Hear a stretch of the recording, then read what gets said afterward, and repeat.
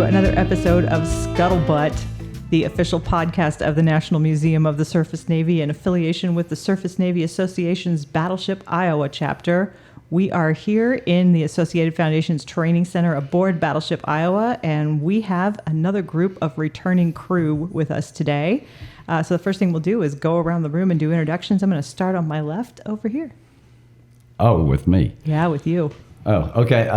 My name's Robert Lemmond, or Bobby as they called me on the ship. I was a personnelman, PN3, made PN2 on here. I was part of the pre-com crew for the recommissioning in the 80s and was stationed on board here until 85. I transferred away in 85. So, cool. And this is the first time I've been back since 85. Wow, welcome back. Good to be back. All right, you're up next. My name is Marty Palmiere. Electrician's mate. I got here as a third class. Left as first class surface warfare specialist. We decided to live dangerously and bring Marty in again. Yeah. Because that's what you do. I'm a repeat performer. Repeat offender. Yeah. And I'm Marianne Fengler. I'm usually the producer in here. And to my right, we've got...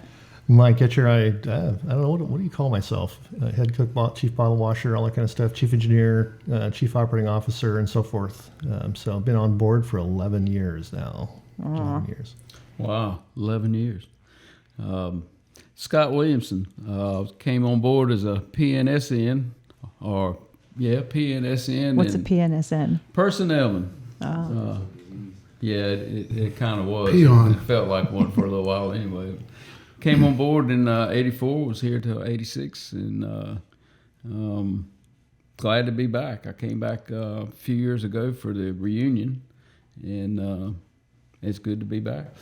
Good. Y'all have done a lot of work. It's looking really good here. That's cool. Guess I'm going to go. Yeah, go. So it's fun to have, you guys are plank owners. I think all three of you are. Yes, sir. So for those who don't know, plank owner is that commissioning crew, the crew that is there the day of commissioning. My father was a battleship sailor. He missed being a plank owner on the USS Massachusetts by like 3 or 4 days or something like that. Just missed it. But he was there for the entire war. So back at the 50th reunion in 95, before I lost him, they kind of gave him an honorary plank owner thing. But that's cool. Awesome. Pretty neat stuff. So first days on a ship are kind of interesting, I think, for all of us. I didn't have a military background. I was in the Merchant Marine. I held a license, and it's kind of typical for us, and probably not too atypical for you. You just fly your way or make your way to a new vessel, and you've never been aboard her. In many cases, you've never served aboard a vessel of that type at all. You don't even know where to go necessarily. And my first effort was down in Mobile, Alabama. It was a 200-foot search and survey vessel run by a big corporation called Science Applications International Corp. And literally went down there, was introduced to the crew, and a day later, I was underway standing a watch, and so you learn things quickly, and you have to depend on all of your wits. But you're also kind of stepping into a new schoolyard. You have, in my case, it was smaller. We had 25 or 30 people on the vessel. You walk aboard a ship with 1,500, and this is 400,000 square feet and 19 decks. So It's a maze. What the heck was that like for all of you? I mean, Marty, you got something? It's a big maze.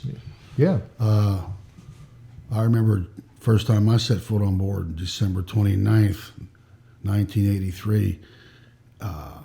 We were in the yards, had Pascagoula, all kind of hoses. You really couldn't, you had a hard time finding your way because everything was all tore apart, and it was going to be completely different when it was all completed. Then you've learned your way to your work center, you learned your way to your berthing compartment, you learned your way to the chow hall, and the most important one, you learn your way to the dispersing office to get your pay.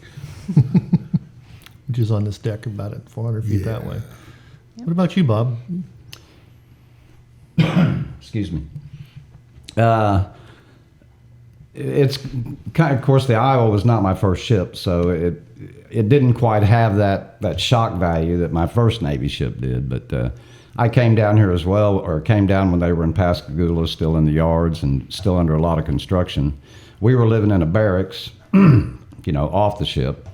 So most of us just, at that time, we would come on board in the morning and go straight to our workspace and go to work. And so didn't really get to see a lot of the ship initially when we first got here.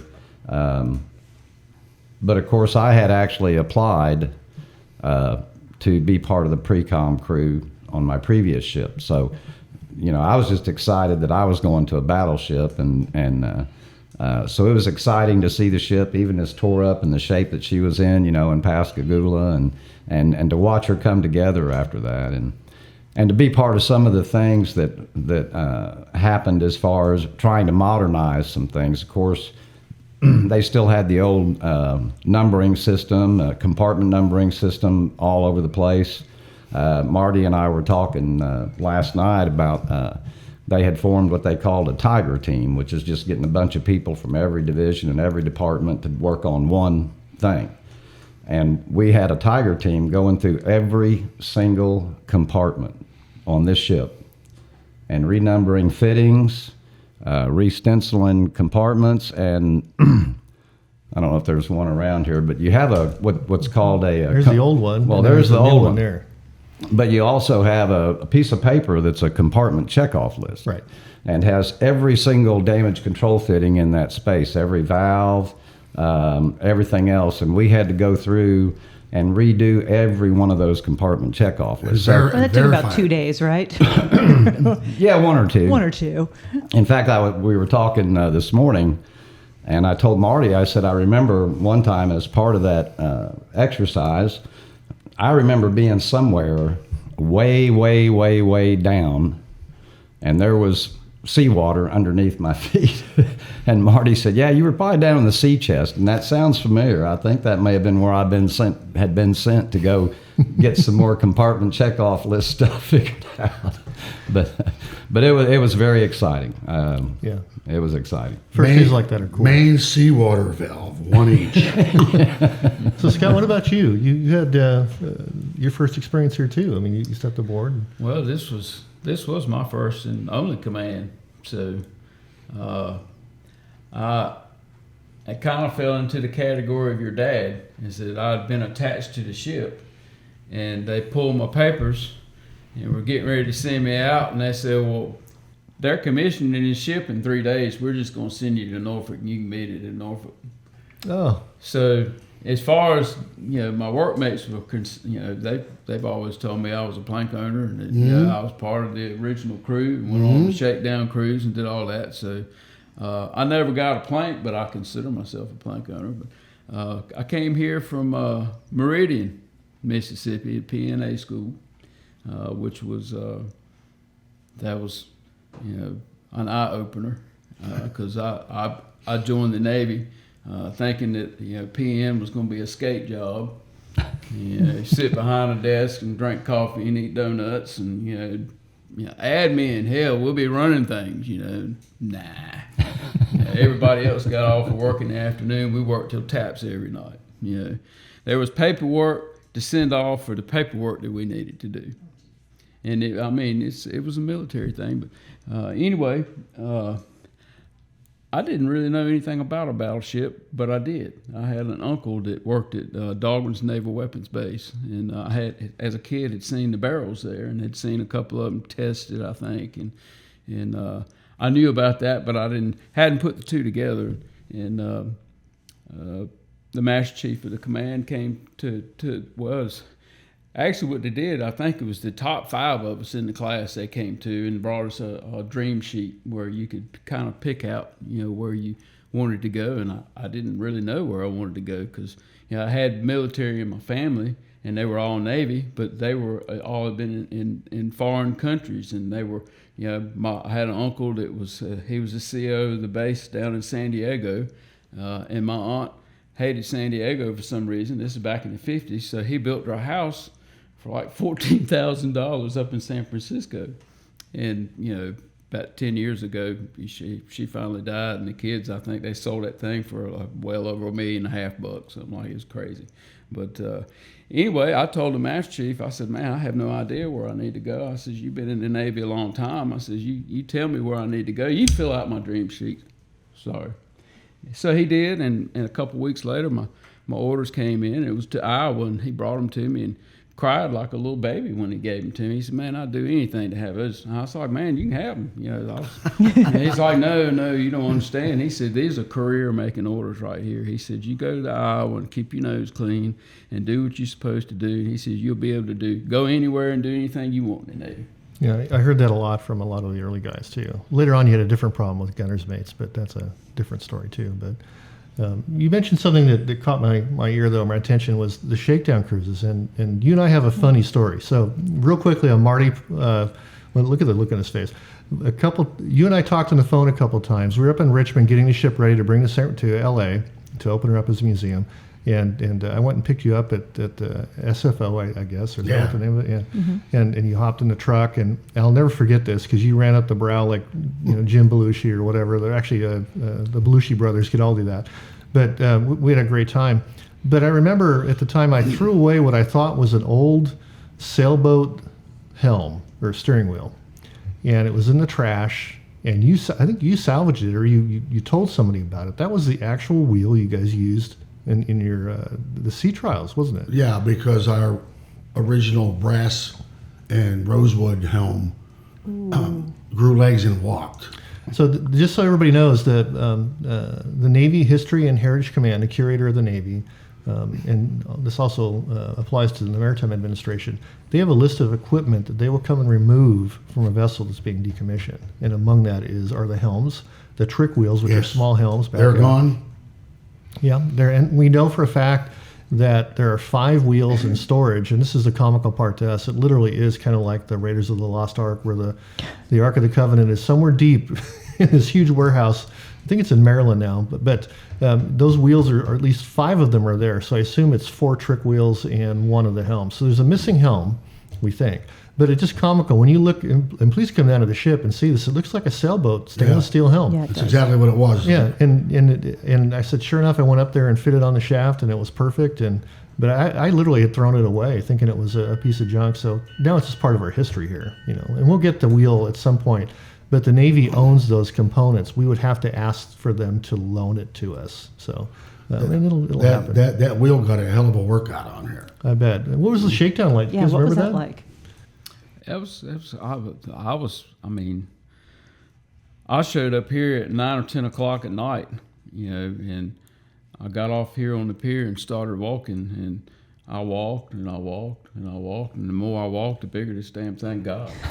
And by the time I got up to the top of the brow, I was kind of a little intimidated because, you really couldn't see all that well, and man, this sucker's huge. And they brought me in around the personnel office, and of course by that time the red lights were on in the passageways, and that was my first experience, and I was lost, And I did find my way from to my bunk and to the bathroom and to the mess deck because they were all in a straight row on the same deck. And I think I probably had to have somebody help me up to the PN office the next day. But the Shakedown cruise was that was pretty cool. It was really intense because we got to basically try out all the different things on board. That we didn't really shoot any Tomahawk cruise missiles or anything like that, but we checked out all the different engineering things, and I had a good time. I mean, it takes a while to really figure out where you are on here. Once you're in a department or a division, you kind of hang in that area of the ship mostly, and it was amazing to me when we came back for the reunion last time. We were walking around the ship, how many guys had never seen so many parts of the ship, and it didn't dawn on me as a personnelman. We the peons down at the bottom, which I was one of, we ran message traffic to the captain, and it didn't matter where he was on the ship. You better be able to find your way there, and because you go to Radio Central and pick up, message traffic, and wherever he was, you carried it to him. So, it took me a minute, but it didn't take long to, thank God Bobby got all those things right. Got those we still use them, and we teach them to our crew even today. Bob, what about you? The thing I remember the most about the Shakedown cruise, there were a lot of us on board that hadn't been at sea for a while because we had been in Pascagoula, you know, bringing the ship back to life. We're in Norfolk, getting all the paperwork and all that stuff done. And we went to Guantanamo Bay, Cuba. And I don't know if I mentioned this to Scott yesterday. I don't know if I did to Marty, but the thing I remember most about the Shakedown cruise is that in Guantanamo Bay, Cuba, about 2/3 of the crew came down with a norovirus.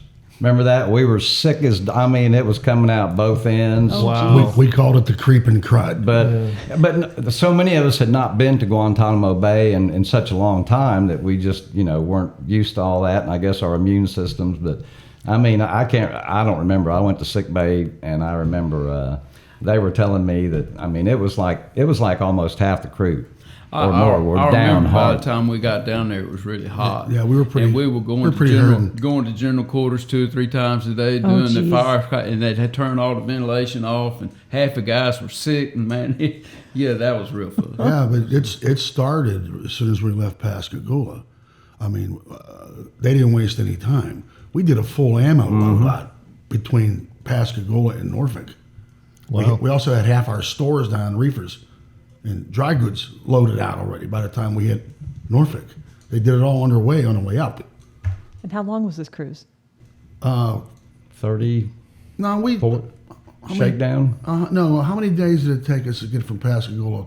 About a week. Yeah, it's Yeah. it's Yeah. 5 or 6 Norfolk, days. I mean, I've gone from Yeah, Mobile yeah, up yeah, around the other and- side to Fort and Pierce. we were in Norfolk for probably about a month, maybe not, and then back out to Cuba. Yeah, that's where the norovirus happened. Yeah.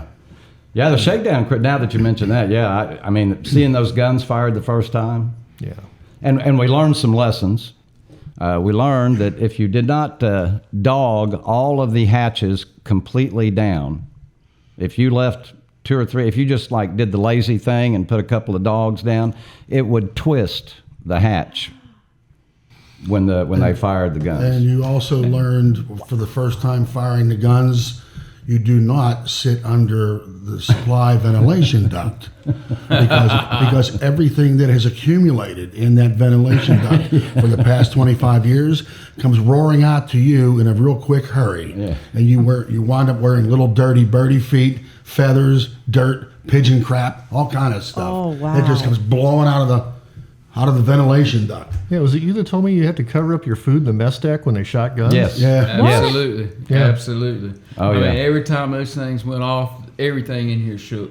It falling out of the overhead. Light bulbs would burst into Light bulbs would. I mean, Yeah, they were light bulbs constantly burst in the every fixture. time they would shoot the guns, it'd blow out. You know, what I mean, they had us.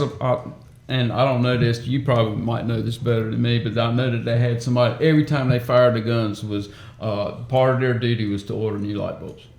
That was the biggest part of my first thing. I ran a light shop on the mess decks.